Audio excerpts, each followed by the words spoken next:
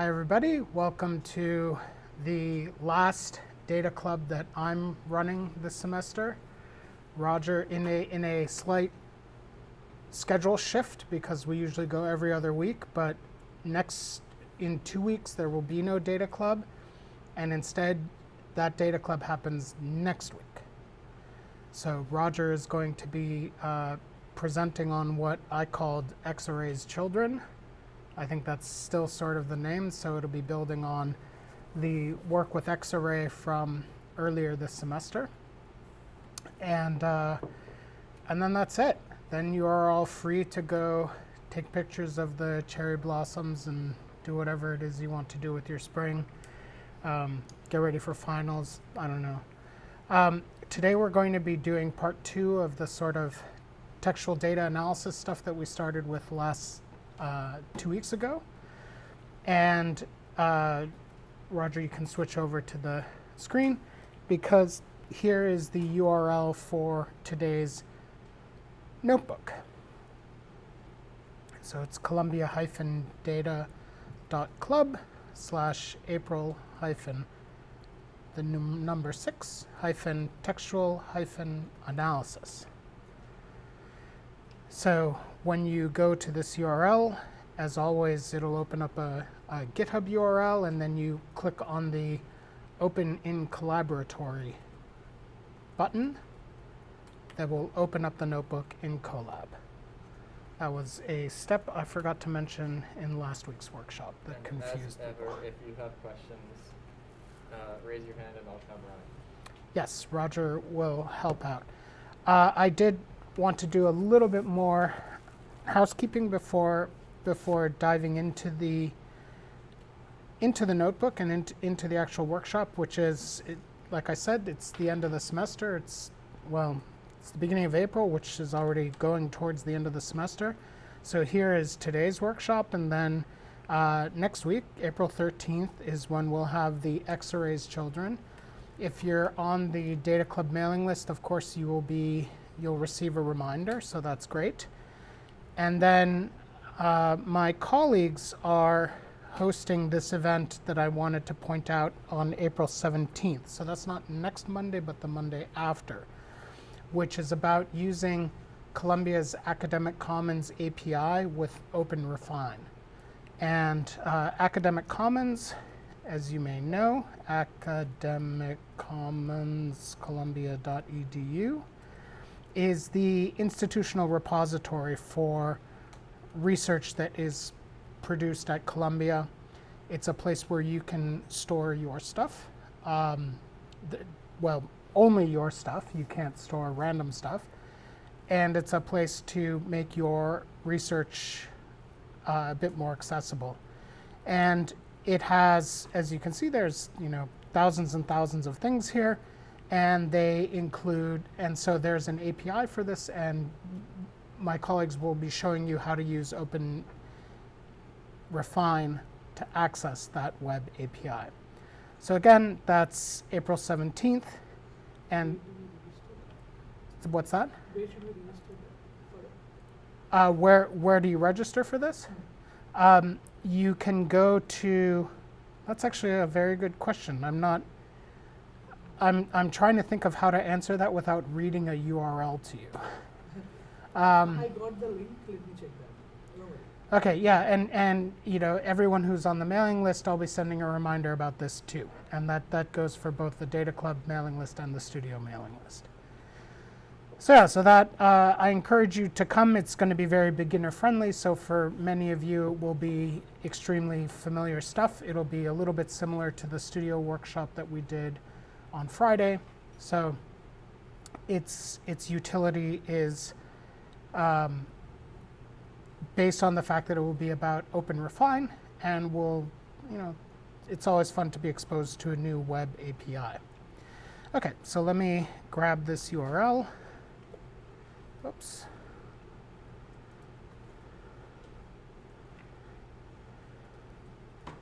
this for the current student only or for other?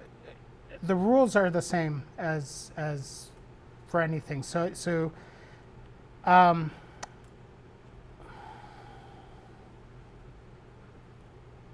I think, no, you can register as a guest.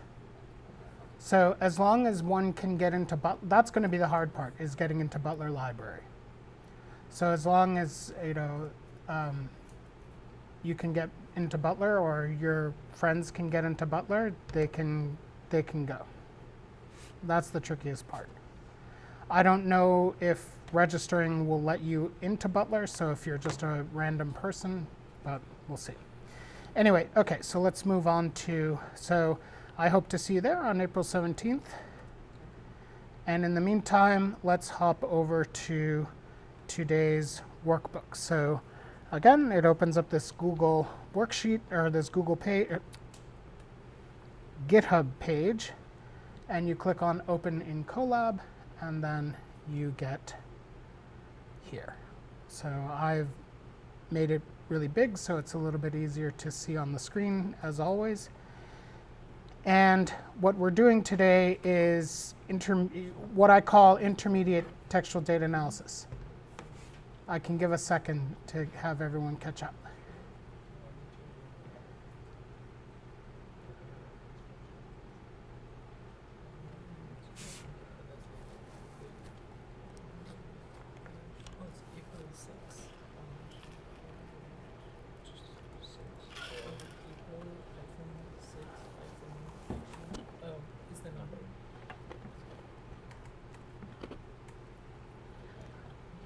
Okay.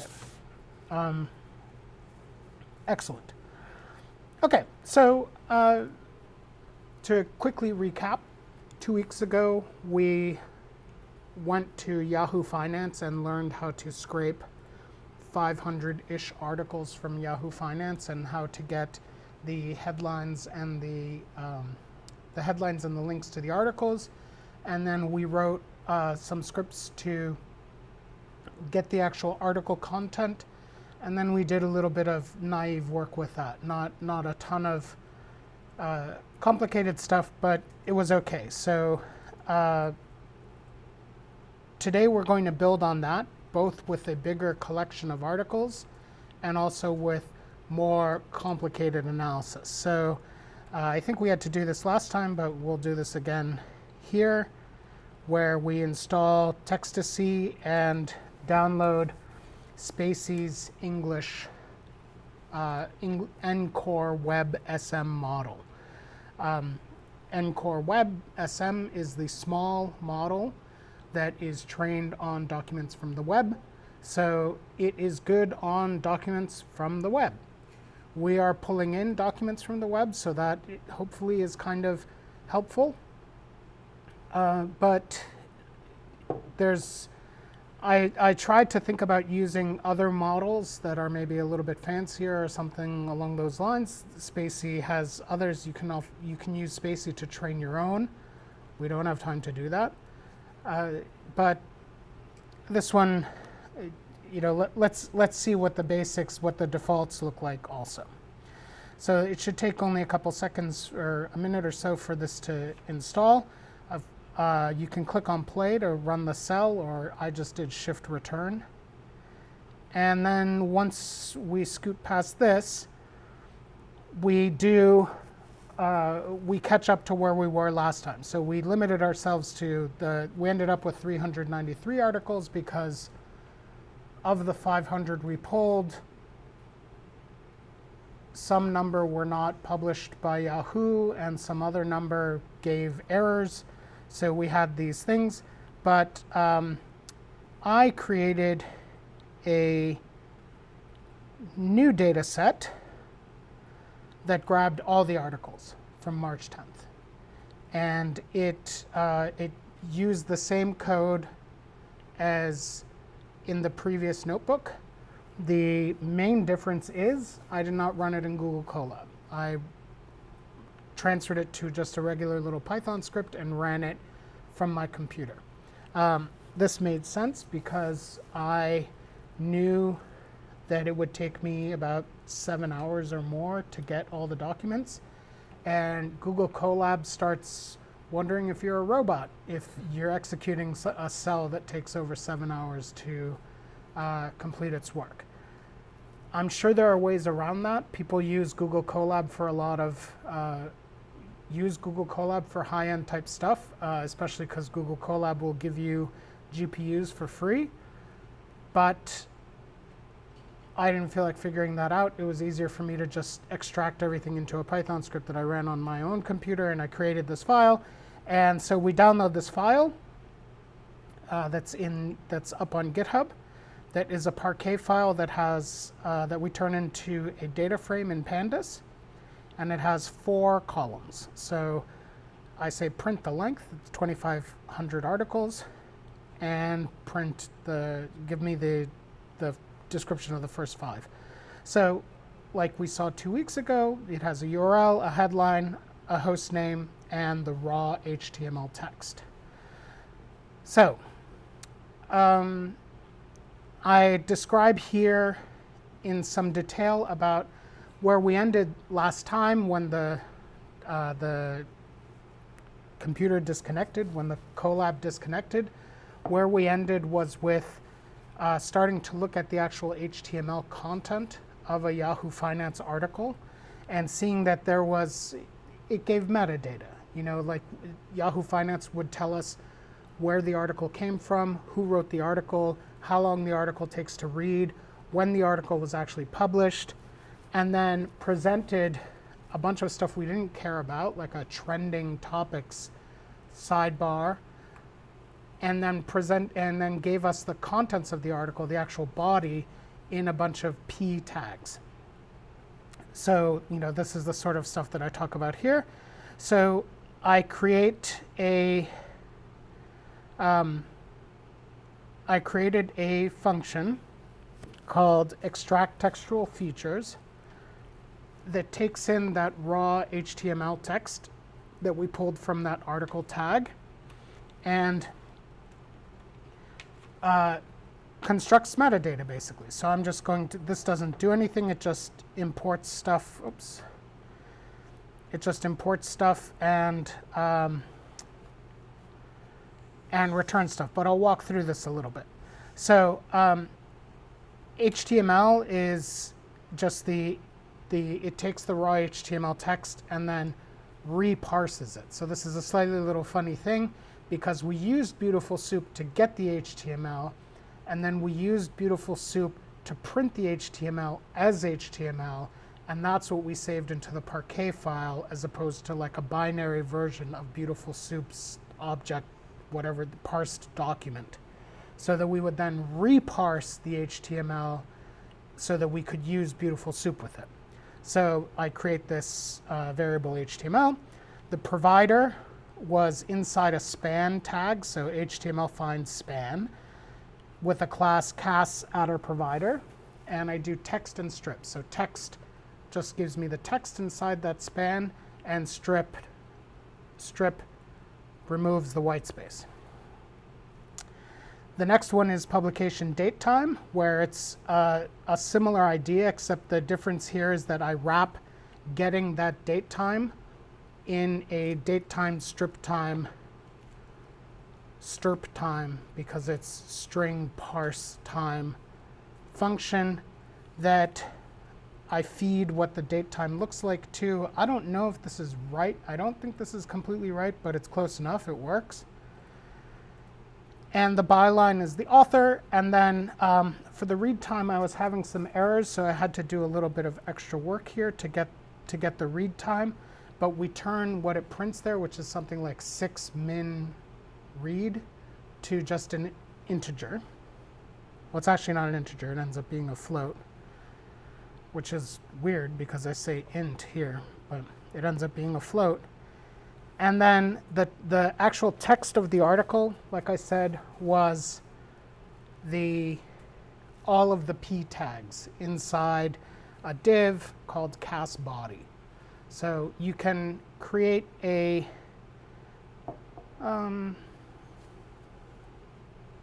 do you want me to go through that in greater detail, or is that more or less clear? Okay, yeah, let's go through that in greater detail. Okay, so this cell that I commented everything out samples the data set and creates a document called article HTML that it saves it to, and gives us the URL of the article. So let's just look at this article here, and I'll show how this all happens. So this is helpful stuff. So the provider is up here in tiny, tiny, tiny. You can see a little Reuters logo. If I right click on that logo and pick inspect,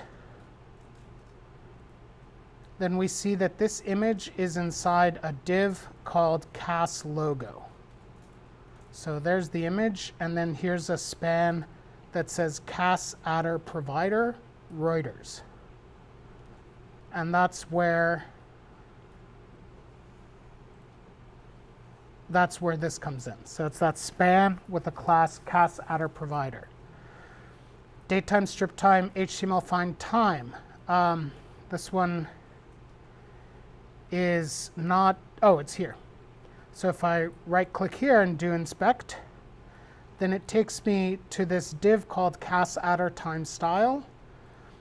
And because these class names are somewhat unique, I don't have to do all of the sibling type movement through the DOM like I did last time. I can shortcut straight to there. I don't have to go here, then here, then here, then here, and traverse the DOM in its entirety this way. But I think there's only one time tag anyway, and it has this attribute date time, which is the sort of like ISO rendition of the publication time. And this is the funny thing we ran into last time, where it says, no, this one works fine. Last time we had articles that had a publication date of March 10th, but a date time of publication date of March 9th, but a date time of March 10th, because Yahoo publishes on the Pacific time zone, but this time is UTC.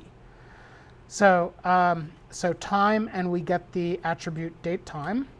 So that just looks like find the time tag and get the date time attribute, and then use this to parse it. Byline is the same thing. It just uses CAS adder item author instead of CAS adder provider. And then the rest all works basically the same way. Here, what I do is I find, oh, that's what it was. Not every article had this CAS adder mins read. So I set a read time of nan, and then I said if there's a read time span, or if there is a CAS adder mins read, that's what this is, then turn that into a number by replacing space min read with nothing and parsing what's left over. So if we look at that,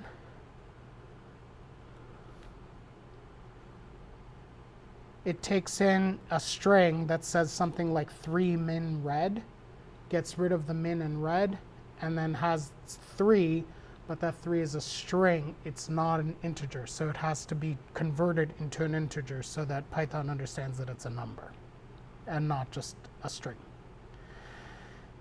And then I added this last thing, char count, which is just the length of the text, so I'd know how many characters long each article is. I had a lot of trouble putting this notebook together, and so some of my troubleshooting has vestigial effects throughout this notebook. So counting the number of characters in each article was one of my troubleshooting things, and you'll see the sorts of things I had to deal with on the way through. So then what it does is it returns a list of these 1, 2, 3, 4, 5, 6 properties. So it sets each of them as a variable and returns a list with all of the variables. And then here, this is so there are two unexpected things going on here. First off, I set up the tqdm environment, which lets us have. Have you had notebooks that use it? Okay, I couldn't remember. That lets. Like in this? No, I don't think so. It gives us these pretty progress bars. So the way it does it in pandas is when you run ticdom pandas, it hacks pandas and adds a method called progress apply, which is the same as the apply method, but includes a progress bar. So it's cute. So what this is doing is it's taking that data frame that we had up here with 4 columns and adding 1, 2, 3, 4, 5, 6 more columns. And the way it's doing this is by using the result type expand flag on pandas. So this is slowly and slowly, we're all getting to be much better experts at using the apply method. Result type expand lets you return out of in your callback function in apply. If you return something that looks like a list, it will turn into multiple columns. Usually when you use apply, you only set 1 column. This lets you set a bunch of columns. So it runs for 100%, and then let's just quickly look at what it looks like now. You also have a lambda function there, right? Yeah, that's the callback function. So why did I used a lambda here because I don't feed row into extract textual features. I feed row raw HTML text because I just send just the text as opposed to the whole row. If extract textual features expected a full pandas row, which I guess is a pandas series, if it expected the entire row, then I could just do df.progressApply, open parentheses, extract textual features, comma, access equals 1, comma, result type equal expand, close comma. But I turned it into a lambda function because I changed the argument a little bit there. Okay, so we have URL, headline, hostname, raw HTML text like we used to have, and now we have this provider, the publication date time, who wrote it, the read time, which again is a float for some reason, I'm not 100% why, then the character count, and then the text. So if 6 cheapest places to eat at US Disney theme parks, and we can see that the opening text is savvy visitors to Disneyland, da, da, da, da, da, da, da. So just like what we had last time. Now, I was really interested in this providers question about like where do these, so the reason Yahoo Finance publishes 2,500 articles a day is not because they have 2,500 journalists, but because they're an aggregator. They republish a lot of stuff, which last time we were speculating that may be one of the reasons why it's popular to scrape Yahoo Finance, is because you get a bunch of different websites' content all at once in a predictable format. And so if we actually, so here is some code to make a plot of the providers. And this is what we get. So we get that most of the articles come from PR Newswire, Globe Newswire, Reuters, and Zax. Zax I'd never heard of. Do any of you know about Zax? For the finance, right? For finance stuff, yeah. Value investors. What kind of investors? Value investors. Value investors? Yeah, I think that I got email from them. Warren Buffett. Okay. Yeah, so we'll run into Zax in a little bit. Zax causes a lot of problems as this notebook goes on. And so does Simply Wall Street, actually. So these are, some of these I've heard of. I know who Bloomberg is, the LA Times, but you can see that it's, it's mostly these 4 or 5 sites, and then the rest of the stuff is kind of who knows. So I don't know how this gets distributed. I don't know if this is unique for this day. I didn't do any further analysis. I just did it for the 10th, and I was like, I'm done. This is enough. Okay. Then, this is another indicator of problems I had with this notebook, I wanted to see what the read time is. So this is in lieu of a histogram, like, because the histogram is just one bar and then nothing. We have 2,500 articles. The mean read time is 4.1. The average time it takes to read the article that, or according to Yahoo, is 4 minutes, more or less. And the standard deviation is 4.7. So that indicates an extremely lopsided distribution. You can see that 75%, like the top quartile, is under the average. So effectively, every article on Yahoo Finance takes less than 4 minutes to read, except a small handful that take like 50 minutes to read and that mess up the numbers. So this was, I thought that this was causing problems down the line. It wasn't. I was being silly, but I was getting weird results and thought it was because I was including these articles that were so much longer than the others. I think there are 10 articles that are longer than 10 minutes out of the 2,500. I mean, it's very easy to ask, so let's ask. Len df read time is greater than 10. Oh, 129 articles. Well, I guess I was wrong.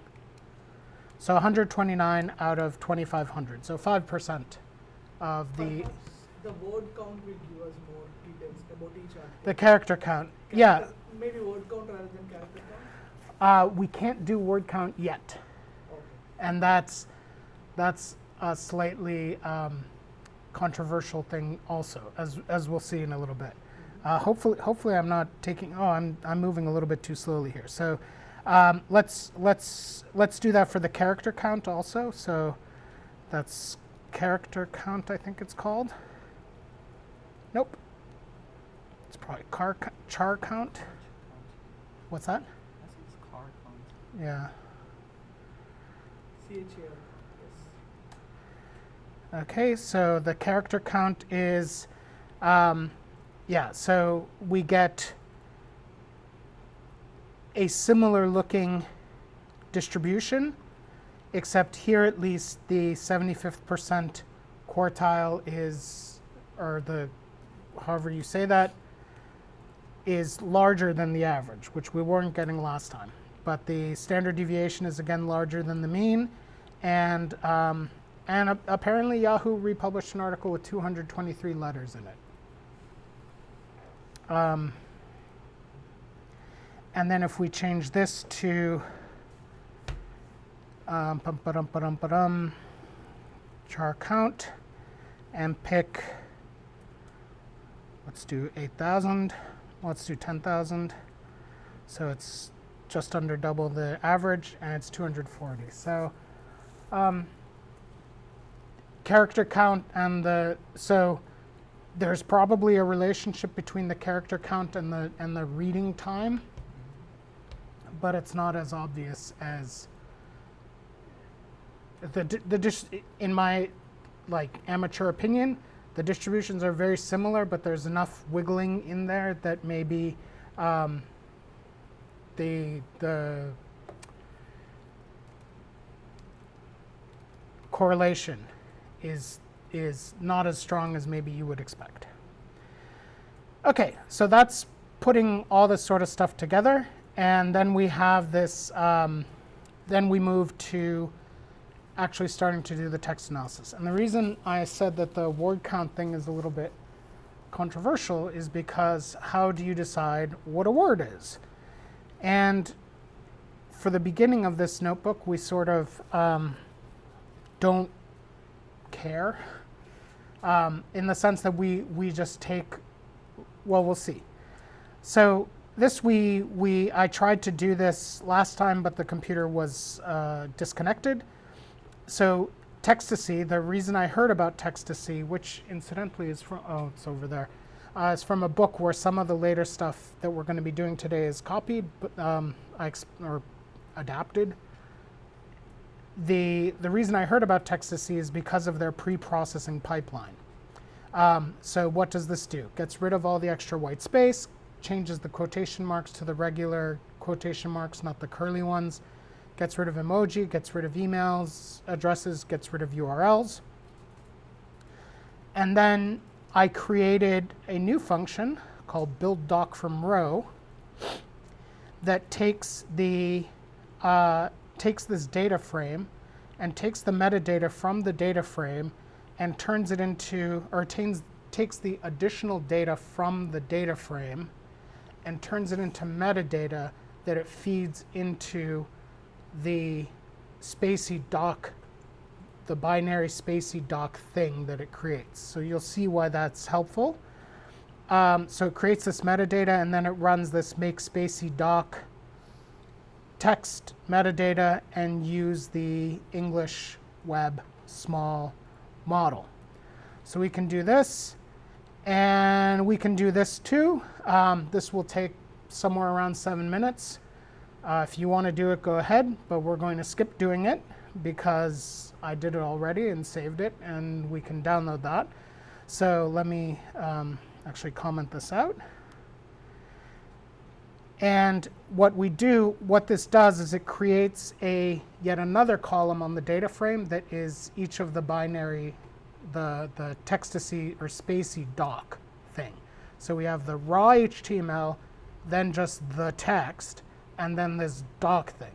And what the doc thing does is it does a bunch of things. It looks for named entities, which are places, people, companies, organizations, and numbers. It does parts of speech tagging. It says this is a noun, this is an adjective, this is a verb. Those are the two big things that it does. And then we save that as a corpus, which is something that is provided to us by Textacy. And we'll skip that. And then we can save it too, and we'll skip that, because we can load it all up from GitHub, because I already saved it all up. So interestingly, or maybe not interestingly, but a little bit surprisingly, the raw HTML of the articles is about 42 megabytes. The corpus is 23 megabytes. And you may think, well, that's a little bit weird, but it's because the corpus is gzipped. If you gzip the raw HTML, it comes down to 4 megabytes. So the intuition here is you can imagine how much extra information is provided when you do that natural language processing, because it takes those text objects and adds all of that part of speech tagging, all of that named entity recognition. It just adds. So if we assume 90% savings, then unzipped, the corpus would be 230 megabytes. So that's 6 times the size of the regular HTML. So we can skip all those things and just come right down here and start up this, which happens much more quickly than if we actually built the corpus. And it downloads it, loads it, and we get this variable called corpus. And we see that there are 2504 documents, like there are 2504 rows in the data frame. And there are 241087, that's 2 million, 2.4 million. Yes, 2.4 million tokens. Tokens are what we say instead of words. So this is what I mean by word count is controversial. Because in order to get here, we had to tokenize the text.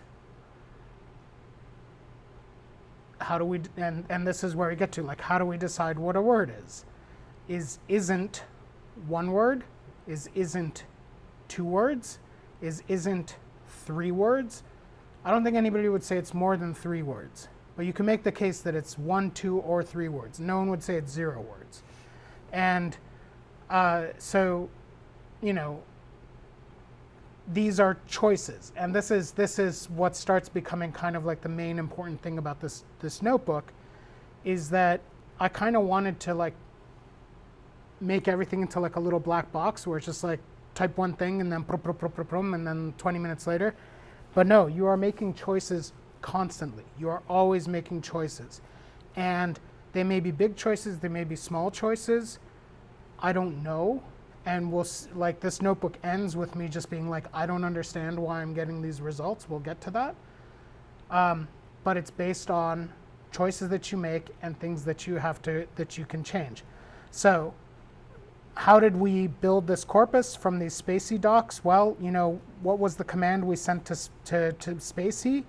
Make spaCy doc. So nothing about what tokenizer to use, nothing about what algorithm to use to do the named entity recognition or parts of speech, nothing. We just use the defaults. You can change them. You don't actually need to use Textacy to do this. You can do this in regular spaCy. And if I were in the future, I may do it that way myself. Textacy provides a certain amount of, it provides a pleasant layer on top of some software, spaCy and scikit-learn specifically. But after messing around with this stuff, I was like, I kind of wish I was doing this in spaCy and scikit-learn instead of in Textacy. And we'll see in a second about that. Okay, how am I doing for time? Oh, better. Okay, so we have 2.4 million tokens / words. These are not unique, of course. They are just how many we have in the whole thing. So the next part is we take this corpus and we walk it through the Textacy corpus tutorial. So this is made up of 5 steps. The first is extracting named entities. Then we lemmatize the docs, which is where it takes different versions of the same word and turns them into just that normal version of the word. So it changes all plurals into singulars, so you don't have singular versus plural distinctions. It removes tense markers, so were just becomes are, and it removes other morphological changes. So is just becomes are, am becomes are, as in I am. And then we vectorize the documents, which creates a matrix that is the number of documents tall and then the number of words wide, the number of distinct words wide. So this is one reason you want to lemmatize, is because you just want are. You don't want I am, are, is, were, will be. You just want everything on. I said are, but the infinitive is to be. So maybe it's under be. Just in my head, I was thinking are was the infinitive of is. It's not. It's to be. Yes. So why can't we do lemmatization and then do the tokenization?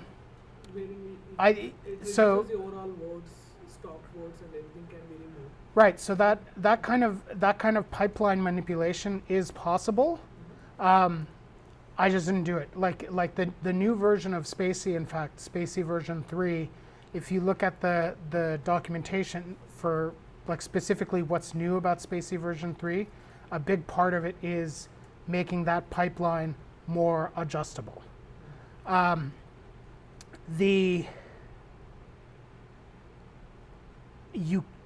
you can't lemmatize first and then tokenize, because you're sending the lemmatizer at an entire document of text. It doesn't yet know. Were you asking about lemmatizing and then tokenizing, or? Yes. Yeah, so that's maybe technically impossible, but you can but lemmatizing before named entity recognition, for example, is possible and may have certain benefits. As we'll see as we go on, I kind of wish there was a way.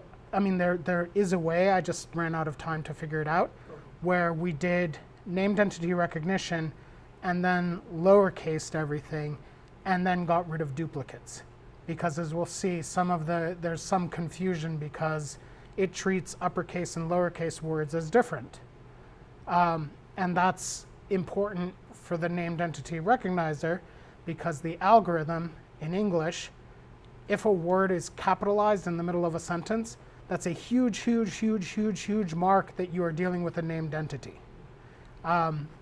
So you really want to keep capitalization when you're doing the entity recognition, but then it has, again, this is all choices, because it has knock-on effects down the line, because it starts, I mean, I can tell you concretely, the word company with a capital C. Company with a capital C is treated as a word, and so is company with a little c. And it's unclear that they should be treated as two different things, and it can cause confusion. Thank you. No problem. No, it's a great question. So we vectorize, we create that matrix that's number of documents tall and number of distinct words wide, or number of distinct tokens wide. I don't know how to say it properly. Then we build topic models to see how we can split the articles up into groups. Have any of you ever done any topic modeling before? So topic isn't the greatest name, because you may expect topic modeling to say, like, well, these articles are about economics, and these articles are about sports, and these articles are about, you know, what else is in the newspaper? Lifestyle, and these articles are about politics and whatever. It doesn't work that way. What it does is it looks at the words, all of the words in the whole thing, and it tries to build clusters of words that are distinct, like they aren't common throughout the entire collection, and that they tend to happen together and not super often. So one way of thinking about it is it clusters the articles into a certain number of chunks, and then tries to explain via a list of words, which is called the topic. It tries to explain via a list of words why it thinks that these articles are related to each other. When you read the topics, you'll realize that they are often just gibberish, or like not helpful at all. So we'll get to that in a second. But I want to encourage, because very frequently when people start doing topic modeling, they're like, I don't understand. I was expecting economics, arts, lifestyle, obituaries, you know, that, like topics in that sense, or topics in the sense of subject headings in the Library of Congress. And that's just not the result you get. It's possible to go from the clustering to then do human type of organization, but it's not, that's another step. Okay. So this is where things get interesting. So I created this function called extract terms, and this is more controversy. So extract terms expects a data source, which is a document, or extract terms uses the extract.terms method from Textacy, which expects a spaCy document, and then you can pass it settings to extract. Like a term is a little bit different than a word. And so what we're doing here is we are extracting n-grams, which is two words that appear together. And then we extract entities, named entities. But now this is what's striking, is that we're saying create n-grams, but only of the type where it's a noun and an adjective. So don't extract verbs. We don't care about verbs. Don't extract adverbs. Just extract when you see a noun and an adjective. And I think it's in any order, but I don't, in English we tend not to have adjectives come after nouns. That's weird. Then for the entities, include people, organizations. GPE is a geopolitical entity like New York, and location is a geographical entity that is not a geopolitical entity like the Alps or the Adirondacks. You know, there's no political entity called the Adirondacks. So this is, you know, I'm going a little slowly here because this is an editorial choice. We are actively saying that we are not going to be extracting all of the words from the articles. We are just extracting these noun-adjective pairs or adjective-noun pairs and the named entities. And so then I create this, this sort of thing here where we pick a sample article. And, well, that's a really bad one.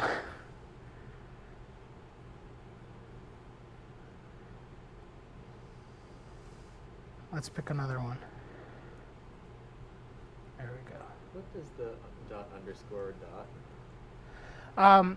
That's a sort of convenience property / method in Textacy to access, I want to say to access spaCy methods. Cool. So in this case, so sample article is a doc that comes out of random choice. I may be wrong. This language may also exist, or this convention may also exist in spaCy. I can't remember off the top of my head. But what this does is it sets up getting the metadata, give me the URL property of the metadata that we set all the way back up earlier. So we get this article.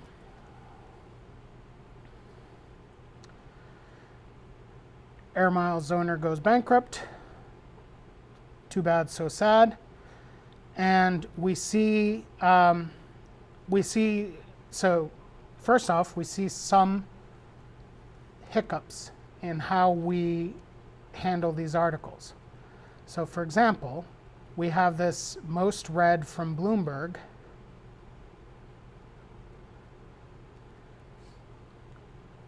Oh, it's a list, never mind. So, okay, so it's not that big a problem. But we end up getting weird text showing up in these articles as we keep working through this. You'll see this. So, so we bring in this article, and then we asked it to do its thing. So it found these n-grams: consumer rewards, rewards programs, court papers, bankruptcy filing, bankruptcy financing, bankruptcy petition, et cetera, et cetera. So not that many n-grams here, like noun adjective pairs. It's a short article, sure, but that's also, you know, you may have expected there to be more, like the, can you guess why we're doing the n-grams, why we're using the n-grams? Or why would you suspect we're doing, I'm not entirely sure. Instead of just pulling the regular words, I mean. I think they give a little bit more specificity. Like consumer rewards is more meaningful than just rewards by itself, perhaps. But you see there aren't that many in this short little article. And then we get the named entities: Bloomberg, Loyalty Ventures Incorporated, Canada, Air Miles Reward Program, Bank of Montreal, Bloomberg One Bank folds, Silicon Valley Bank collapses. That doesn't sound like a named entity. Silicon Valley Bank certainly is, but what is collapses? And if we go here, no, that's not, it's this one. If we go here and we do where is collapses, so it's here, but that's not the issue. It's down, no, it's not here either. Oh, where did it get it from then? Maybe it dropped the adverb. So it shouldn't have done this, but for some reason it seems to have done this. Like this most read from Bloomberg, these are headlines, so the capitalization is messing things up. But this shouldn't be a paragraph. This should be a list. Oh.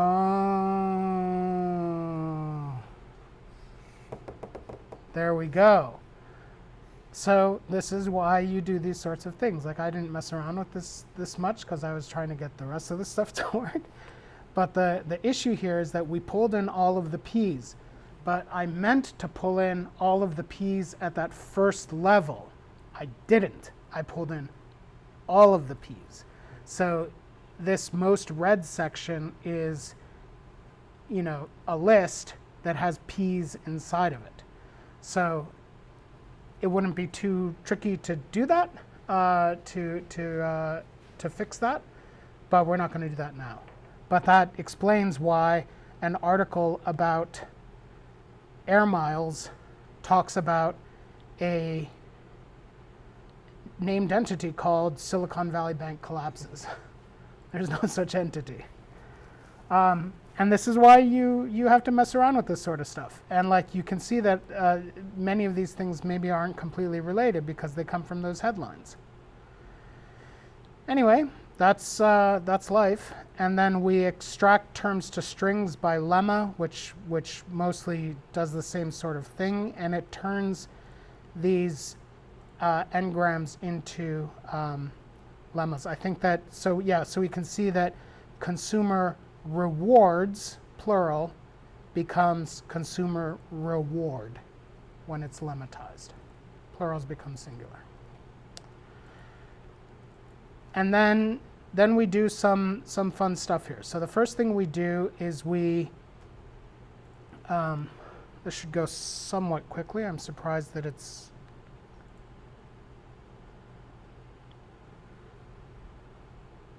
oh, it already happened.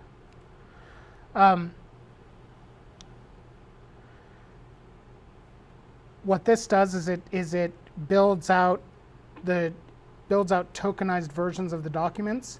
So I'm not 100% sure, like going back to the question about like when, I think that we re-tokenize them, because what we did was when we tokenized the first time, it said that consumer reward would have been 2 tokens. And we've said, no, go back through and turn consumer reward not into 2 tokens, but into 1 token, because we think that that's semantically important. So presumably this sort of reduces the number of tokens. And then we do this. So this is where things get particularly interesting, or complicated. So we create a matrix again that is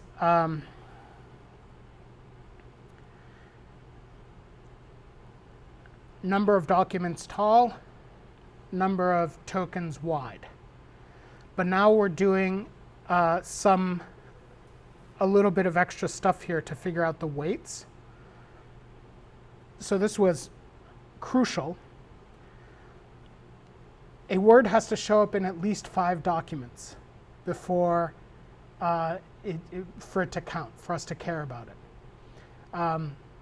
There was one of the articles was about one company, and it was the only article about that company, and it just was like sucking up so much of the probability space, or however you want to think about it, of the work that, so a word has to show up in at least 5 documents, and it can't show up in more than 70% of the total documents.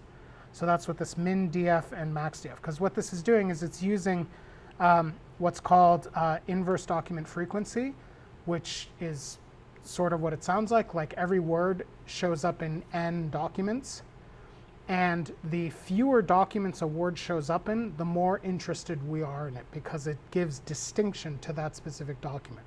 So we want to know, because we're starting to cluster things, so we want to see where are the popular but rarish words, and what are the popular but rarish words that tend to go together. And that's sort of what topic modeling does. So we end up 2504 by 5759. So we've reduced that space of 2.4 million tokens to 57 tokens, I think. I think if I understand this matrix correctly. And then we ask for 10 topics. And we're using the LDA, the latent Dirichlet. I can't remember now if you're supposed to say that in a French way or a German way. Dirichlet. LDA algorithm. And it creates a new matrix, number of documents tall, topics wide, and it gives a weight for each topic and for each document. So we can tell for each of the 10 topics how much it thinks each document belongs to that topic. If we ask to print it, we see it's a bunch of numbers between 0 and 1. That's not super legible. But then if we do a little bit more fancy stuff, we end up with the 10 topics. Or these are the top 8 words per each topic. So what do you think?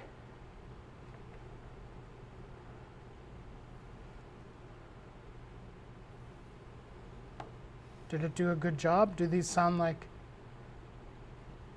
you were all alive on March 10th? Go ahead. Why are there 2 companies in topic 4? Two companies? Because of capitalized? Because of capitalization, yeah. So that's the problem I mentioned earlier. So that's one issue. Zax, what the heck? Yeah. So that's a great one. So topic 3, Zacks rank, Zacks investment research, Zacks consensus estimate.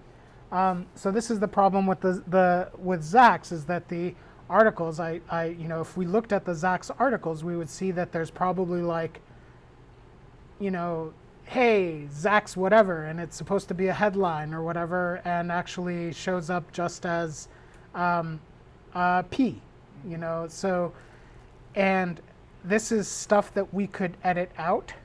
We could say like, ignore Zacks rank and Zacks investment research as named entities. But yeah, topic 3 is the Zacks show, and Zacks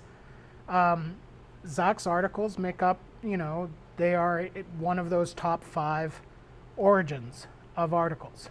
So it makes sense that if you're clustering all these articles into 10 chunks, and 10, 15% of them come from one site that has all these ridiculous headlines all the time, then it'll say, yeah, those are probably related. And they are, but they're not related by content, they're related because of where they came from. So this is the sort of thing that you have to start thinking about, how can I correct for this? Anything else jump out at you about these topics?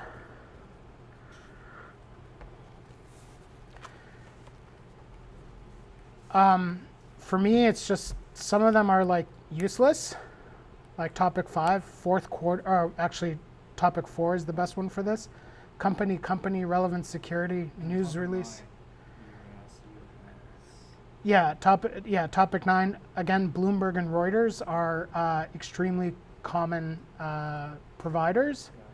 And yeah, China, US, Biden, US. And then we also have like Europe, China, Japan, Latin, like these are, like, and the reason, Asia Pacific.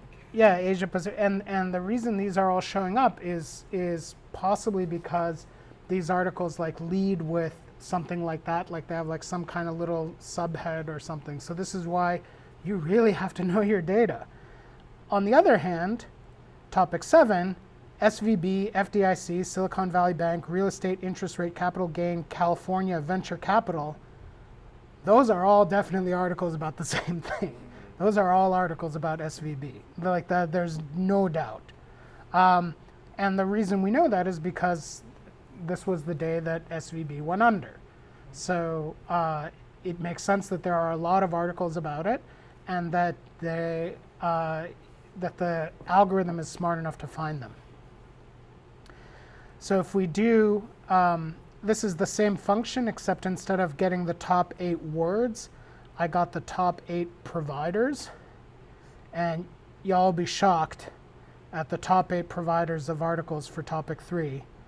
Zax, zax, zax, zax, zax. But this is also helpful because it lets us understand the problems of all that extra junk that's coming into the aggregator.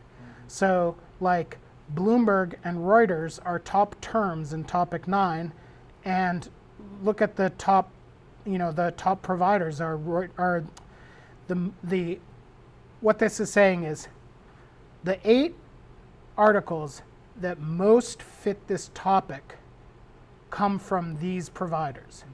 So the topic that includes Bloomberg and Reuters, the top 8 articles all come from Bloomberg and Reuters. Like, it may be the case that there are like hardly any documents that have a strong weight on this topic that come from any other provider. In which case, like, what value is this? You already know the provider, and the topic is saying, hey, the entirety of the topic is the name of the provider. On the other hand, that may be suggesting that what is actually distinct about the articles is who the provider is. The most distinct aspect of each of these articles is where they come from, not the topic, not anything else. It's where it comes from. All the ones in topic 2 are simply Wall Street. Simply Wall Street is one of the terms. Again, it's the same sort of thing. So how do you correct for this? I have ideas. I ran out of time to test them, but they exist. And then we can run a little chart to see what they look like. This is cute. It's called a termite chart. And you can see, like, so the size of the bubble shows how important that term is to that topic. And so we can see, like, topic 3 is all these Zax terms, and this is sorted by like how likely it is that a specific term is related to a specific topic. And again, Simply Wall Street is very indicative of topic 2, which are articles from Simply Wall Street. So I don't know, but I pushed forward. So I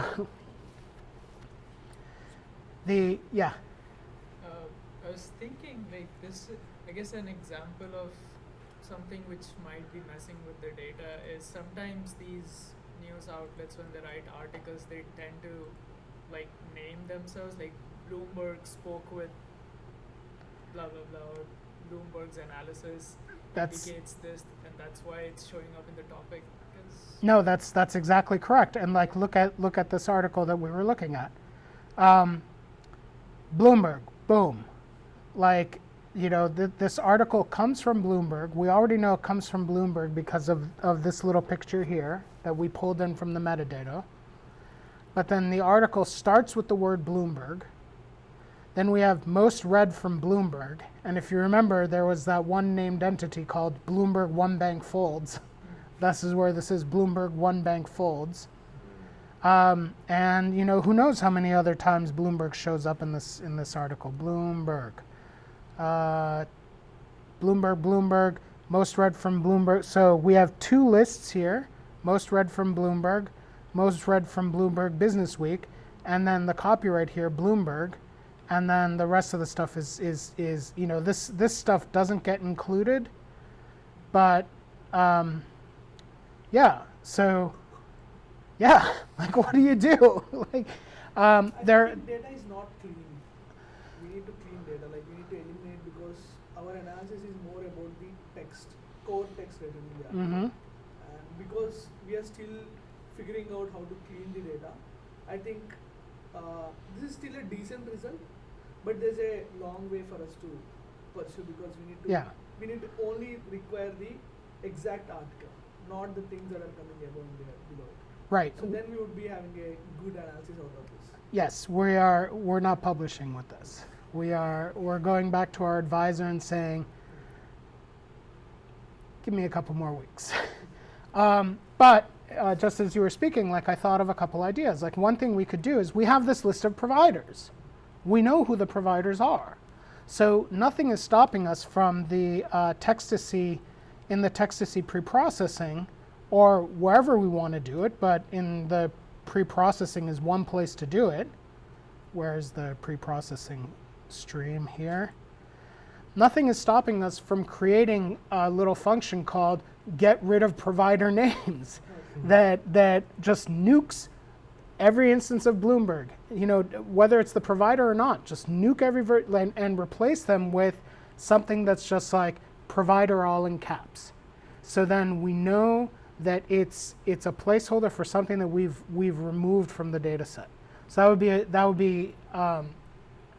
be what I would do. Now that I'm like saying all this out loud. Only get the actual P's that are in that first row of the DOM and not those nested P's. Don't do that. And then nuke every version of provider to say just the word provider so it doesn't get read in as a named entity. Because it's the named entityness of Bloomberg, of Zax, of all this stuff that is just messing with what we're going on, with what's going on here. And then another thing we could do is look to the think about the way the capitalization works. Anyway, so that's great, and luckily, this is still sort of cheap. The longest any of these cells runs for is like 7 minutes. So the most expensive thing is getting the articles, like, because you run the risk of getting banned, so you want it to take time, and then you want to make sure that I had to start and restart when I got all 2,500 articles. I had to start and restart 6 or 7 times, and I just was just like, you fool, because I forgot like some little aspect, like maybe I should save the results at the end instead of just letting the function execute, like just end. But okay, and so again, so if we had the providers, that would be a good way. Well, we do have the providers, but using the providers is a good way of creating stop words, of creating things not to pay attention to. Okay, so then I was looking at this book, Blueprints for Text Analytics in Python, and this is going back to what I was talking about earlier about how I sort of missed being closer to the actual algorithms and stuff. So it's from 2020 and uses Textacy and spaCy, so I was very happy about, like we were, a friend of mine and I, there's a professor here, we were looking for a book that would let us do some text analysis workshops 2 summers ago. And this was the only book I think that we could find that didn't base everything on NLTK, that actually used spaCy and scikit-learn and Gensim, which is topic modeling for people, for humans, sorry. So I'm not going to do a ton of talking here because we're sort of running out of time, but you can see what happens here. I import a bunch of stuff and then I download NLTK's list of stop words. And this is more towards the word count idea instead of the tokenization. Because stop words is literally just a list of words, just a list, like a Python list of English words. We can actually even look at it.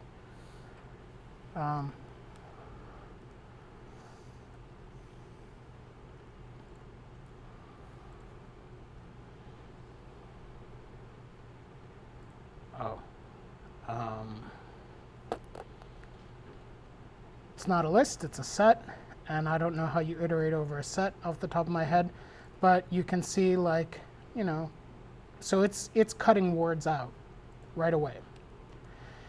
And the reason we do this is because compare the tokenizing, et cetera, that we were doing above with what we're doing here. Gensim docs, so there's no spaCy, there's no model, no nothing. Execute oh wait, this shouldn't be, no, it's fine for it to be paragraph. Execute this regular expression. Find everything that is, are any of you regular expression experts? And can tell me what happened, what this regular expression is about? W plus C is all capital words. All words in capital words. I think. B, I'm not sure. So B is a word bound, so /B. Yeah. So that's definitely spaces and space-like things. I don't know off the top of my head if that includes punctuation, but it might.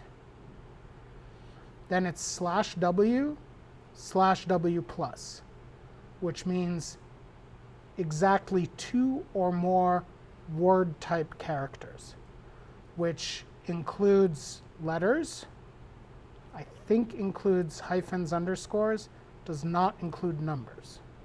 I'm pretty sure /W does not include numbers, but I could be wrong. This is why this is such a wild way to do this. And then another word bound at the other end. So instead of using some kind of fancy machine learning tokenizer that's doing all this no, it's just like, yeah, give me everything that's letters with spaces on the sides, and those will be our words. So it takes in the text from the data frame that we created at the beginning of this workshop, and it finds all of these examples, turns them into lowercase as long as they're not in stop words. And that's our bag of words. Then it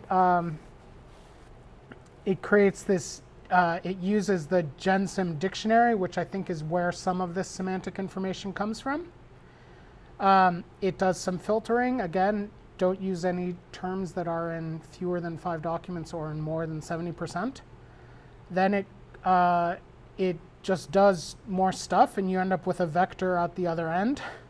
So it's just executed. Take a minute. So doc to bow takes the bag of words, gets rid of all of word order. It's just, it's because they're like, we don't care anymore. The count is what's important, not the order that the words come in. Then we create the model. This is an NMF model, which is non-negative matrix factorization. And then we print its main words. Oh, it's different than it was earlier. What do we think of these topics?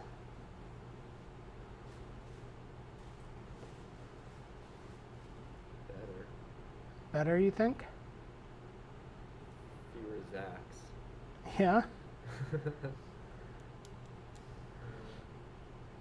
On the other hand, you get Zacks in 2 topics. At least. Yeah. They're much more homogeneous. These topics seem much more homogeneous. Yeah. Yeah, because it's working on the naive words. It didn't do all of that engramming and the named entity recognition and stuff. So again, this is all choices that you make. See what works better. This will take some time, so let's skip it. Gensim includes a coherence model that lets you measure how coherent the topics are compared to the real topics. I have no idea how that math works. But you get a number that's between 0 and 1. This one was, I don't remember, somewhere in around 0.5. And then I just ran everything again with the LDA model like we did above. So earlier we used LDA when we were using Textacy, or scikit-learn's LDA via Textacy. This is Gensim's LDA, so it's just the same thing. It'll take about a minute to go through. I'll skip doing the coherence, but you can use the coherence score to figure out what a good number of topics is. So this took over an hour to calculate, so I'm not going to do it here. But I had it do topic modeling for between 5 and 21 topics and see what the coherence score was. And we see that the algorithm thinks that 7 is a good number of topics to have, and 11 is a good number of topics to have, and then maybe there are diminishing returns. But these are things to test and to try out and see what works and what you like. Did I press play on something that's taking a long time, or it's still on here? And then I did it all in Textacy. So let's skip this because this is actually not super interesting or super revealing. Let's go back because of the amount of time we spent on the Textacy model. So we do the same thing again, but with Textacy's, which is to say scikit-learn's NMF, non-negative matrix factorization model. And we get these two, let me zoom out a little bit. And we get these two different lists of 10 topics using LDA at the top and NMF on the bottom. NMF is considered to be a better algorithm to use. I think that's right. Like, my understanding is that NMF is considered to be newer and fancier because it uses linear algebra, whereas LDA is more probabilistic. And then there are two more that use word embeddings, which we didn't do today because that stuff is too new. I don't know how to talk about it. Like BERT to VEC, I think it's called, which is like this is ChatGPT territory. Oh, yeah. That you need a GPU for and blah, blah, blah. So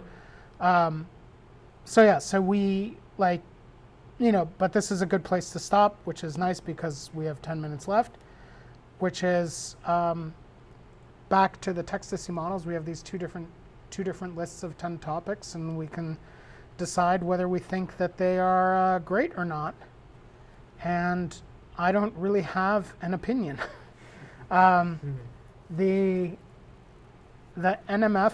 Well, I'll put it to you all first. Like, what do you think about these top? So the top ones we've already seen and talked about, but compare them to the NMF ones. Does anything jump out? I could find some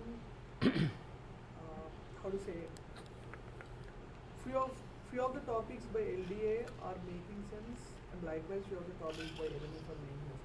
If you see the NMF's topic 3, I think it speaks more about currencies across different geographies, whereas I do not get similar insight when I look at topic 3 in LDA. Okay, and whereas when I looked at topic 9 in LDA, it says about China US bidding and something, but it may probably be related to something else which is shown in topic 9 in I think maybe they are emerging I mean, they are emerging from same corpus, but the inference is little difficult. So both of their inference is definitely different. So Yeah. it's just like few things are very clear as shown by NMF topic 3. It's more about currency in different geographies. But the topic 9, I'm unable to infer by looking at both of them. So Right. that's something we need to improve, maybe as we discussed earlier. By cleaning data, we will be getting better insights. Yeah. So I think that's a great point. So topic 3 here clearly says there's probably a certain amount of like Forex type currency articles in Yahoo Finance, but nothing in the LDA topics would suggest to us that there are any articles about currency. Similarly, we have like the SVB topic 7 here is, to me, very, very illustrative of something important, but I couldn't find Oh, here's a second 4x topic, topic 8. I think when I looked at this before, I couldn't really find an SVB topic with NMF, which sounds really strange because we know that there are tons of articles about SVB in this corpus. Additionally, topic 6, for example, has just these, like, what, this is very odd and a very odd set of terms, like, and then topic 1 seems to be about cancer or something, but like we can expect a certain amount of medical tech articles in Yahoo Finance, but like unless some kind of thing was announced that day, it's odd to think that there would be, like, we could say that, yeah, one of the 10 things that Yahoo Finance published articles about on March 10th, 2023 was cancer. I mean, that just sounds a little bit odd, but then again, it would be the same thing as saying, yeah, one of the things they published articles about was copyright, like, or contagion risk. So yeah, like these are again the sorts of things that you want to finesse and try to figure out. But one thing that is missing here is we don't have the providers. They're not as present here. I don't know why that is. I would have to look into the math, but part of this is not to make you have to do any math. We're just showing you APIs of libraries. We don't care a whole bunch about the math, but there you go. So just at the bottom, like, I created these 2 data frames to describe these 2 matrices, and I wasn't able to really get much out of this either. So LDA is between 0 and 1, so we can see that but we can see like that how I read these means and these quartile values are how powerful a topic is. So the higher the, well, I don't know, maybe this isn't the best way to think about this, but one of the things that we don't yet know is like about how, because it doesn't break everything up into 10 groups of equal size. It clusters them based on the information. So we don't know, like maybe one of these weird clusters is actually like only 100 documents, like out of 2,500 that isn't, or one of these topics. So that's for future research. And then here, what was peculiar to me was that topic 6, which is the one with the copyright and blah, blah, blah, it created a topic that no document scored in. I don't know what to make of that. So there we go. And you can see like how aggressive the weighting is with the NMF, that every single topic had 3/4 of the articles were not weighted for that topic at all. Whereas in LDA, every topic had at least a taste. That taste may be less than 1% of the articles, but at least a taste. Whereas here it was like, nope, 75% don't fit. Anyway, I hope this was illuminating, maybe exciting. It is. You maybe enjoyed watching me just be like, I don't get it. The Textacy documentation 2 weeks ago was not updated. I wrote and complained. They updated it. So what that means is that the website now shows the documentation on the website is in sync with the actual latest version of the software.